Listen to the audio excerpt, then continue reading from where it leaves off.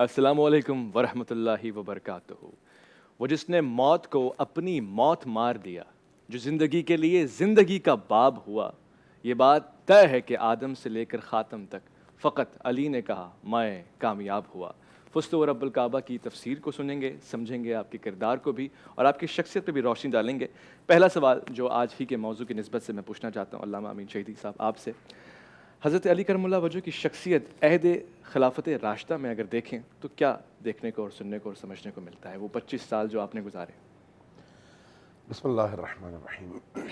دیکھیے، امیر المومنین علی ابن ابی طالب اپنی سوچ، اپنی فکر، اپنی روح اور اپنے مقام کے حوالے سے گویا رسول کریم کے بھائی ہونے کے ساتھ ساتھ ان کا عکس بھی ہیں۔ سبحان اللہ۔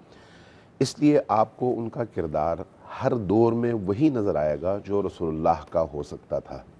سبحان اللہ۔ رسول کریم نبی تھے لیکن امیر المومنین نبی تو نہیں تھے، لیکن اس کے باوجود جو اپنے کمالات، اپنی صفات، اپنے اوصاف اور اپنی فکر کی وسعت کے اعتبار سے اگر آپ دیکھیں تو اس حوالے سے آپ یہ عجیب چیز دیکھیں گے کہ دشمن نے بھی اور دوست نے بھی امیر المومنین کے حوالے سے جو جفائیں اور جو مظالم ڈھائے ہیں، اس کے باوجود آج آپ پوری دنیا میں یہ تسلیم کرنے پر مجبور ہیں کہ علی ابن ابی طالب عدل اور انصاف کی وہ آواز ہیں جس کی مثال کائنات میں نہیں ملتی۔ بے شک۔ تو اب چاہے وہ دور خود رسول کریم کی اپنی حیات اور حیات طیبہ کا دور ہو، یا خلفائے راشدین کا دور ہو، یا جب خود آپ کی اپنی خلافت کا دور شروع ہوا چوتھے خلیفہ کی حیثیت سے، جی۔ تو وہ 4 ساڑھے 4 سال کا دور ہو، جہاں انصاف کی بات آئی وہاں پر سب سے پہلی صف میں علی مرتضیٰ نظر آئے۔ سبحان اللہ۔ جہاں پر دین کے دفاع کی ضرورت پڑی وہاں پر سب سے پہلی صف میں علی مرتضیٰ نظر آئے۔ سبحان اللہ۔ ایک یہودی آتا ہے حضرت ابوبکر کی خلافت کے اس قضیے کے فوراً بعد، سقیفہ کے بعد، ٹھیک۔ اور امیر المومنین پر اعتراض کرتا ہے اور کہتا ہے کہ اے علی، آپ لوگوں نے تو اپنے نبی کی آنکھ بند ہوتے ہی خلافت کے مسئلے پہ آپ نے جھگڑا شروع کر دیا، حضرت علی سے مخاطب۔ حضرت علی سے۔ اچھا۔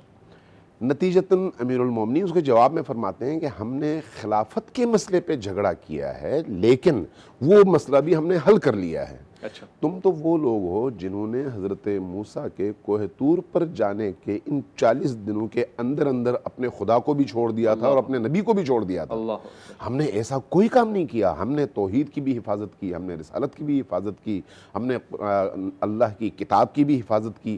ایک جزئی مسئلے میں ہمارے درمیان اختلاف پیدا ہوا تو اس کی وجہ سے تمہیں برتری حاصل نہیں ہوئی، برتری دین اسلام ہی کو حاصل ہے۔ اس حوالے سے آپ کا یہ جواب جو ہے چونکہ یہودیوں کے مقابلے میں ہے تو اس سے ثابت ہوتا ہے کہ جہاں پر دین کی ضرورت تھی، جہاں پر دین کو دفاع کی ضرورت تھی، دین کے مسائل اور دین کی اقدار کو، ویلیوز کو اجاگر کرنے کی ضرورت تھی، وہاں پر علی ابن ابی طالب علیہ السلام نے بغیر کسی مسامحے کے، بغیر کسی تردد کے ہر جگہ اپنا فریضہ نبھایا، چاہے وہ دور رسالت ہو، چاہے وہ دور خلافت ہو، چاہے وہ 25 سال کا عرصہ ہو جس میں امیر المؤمنین خلافت میں نہیں تھے لیکن اس مدینہ میں موجود تھے۔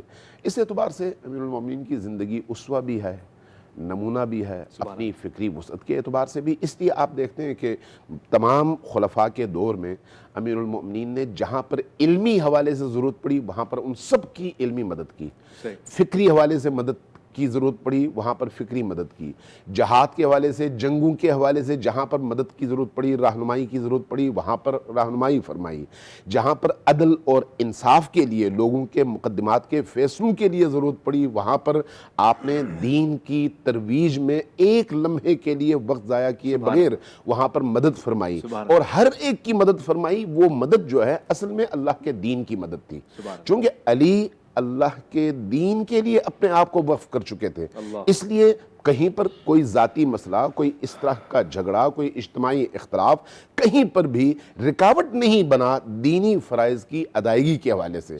لہٰذا امیر المومنین کی زندگی ہمارے لیے اس حوالے سے ایک اسوہ اور ایک نمونہ ہے۔ سبحان اللہ، کیا خوبصورت گفتگو آپ نے فرمائی۔ علامہ اقبال نے فرمایا کہ باپ کا علم بیٹے کو نذبر ہو تو پسر قابل میراث پدر کیوں کر ہو۔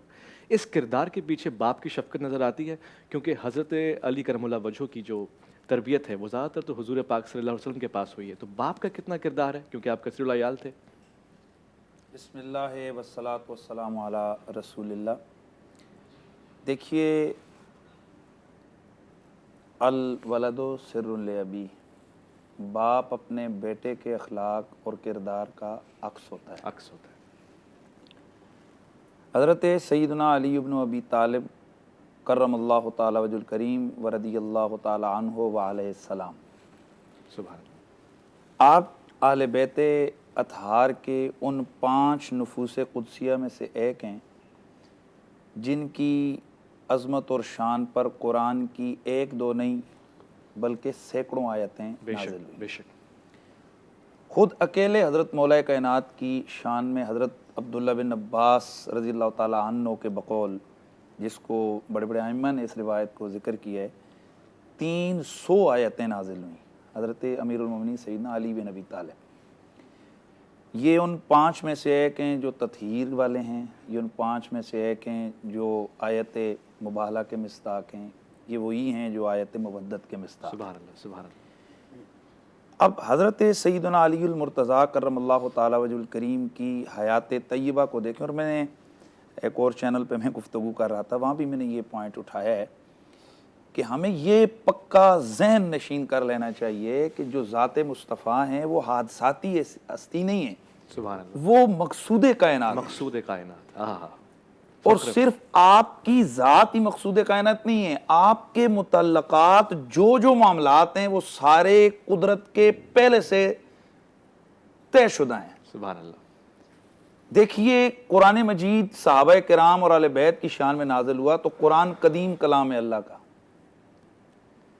تو اس کا مطلب ہے کہ لاکھوں کروڑوں یعنی کہ قدیم کلام ہے اور صفت خداوندی ہے، تو ذات خداوندی کی طرح صفت خداوندی بھی یہ حادث نہیں ہے، یہ قدیم ہے، نہ اس کی ابتدا ہے نہ اس کی انتہا ہے۔ بے شک۔ اس کا مطلب ہے کہ اس کلام ازلی کے اندر جن ہستیوں کے تذکرے موجود ہیں، جن کے اٹھنے بیٹھنے کا ذکر موجود ہے، تو یہ ہستیاں حادثاتی نہیں ہیں۔ بے شک۔ حضرت سیدنا علی المرتضیٰ کرم اللہ تعالی وجہ الکریم ہوں یا حضور کی ذات کے ساتھ متعلق ریلیٹڈ جو اور ہستیاں ہیں، صحابہ کرام ہیں، اہل بیت ہیں، ازواج ہیں، یا جن گھروں میں اللہ کے رسول نے پرورش پائی، بے شک۔ یا جو معاملات اللہ کے رسول اگر ہجرت کر کے آئے یا مکہ، یہ سب حادثاتی نہیں ہیں، یہ ساری چیزیں طے شدہ ہیں۔ اللہ۔